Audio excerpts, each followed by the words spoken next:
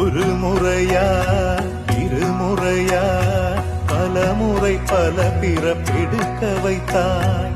புதுவினையா பழவினையா கணம் கணம் தினம் என்னை துடிக்க வைத்தாய். பொருளுக்கு அலைந்திடும் பொருளற்ற வாழ்க்கையும் துரத்துதே. உன் அருள் அருள் அருள் என்று அலைகின்ற மனம் இன்று பிதற்றுதே.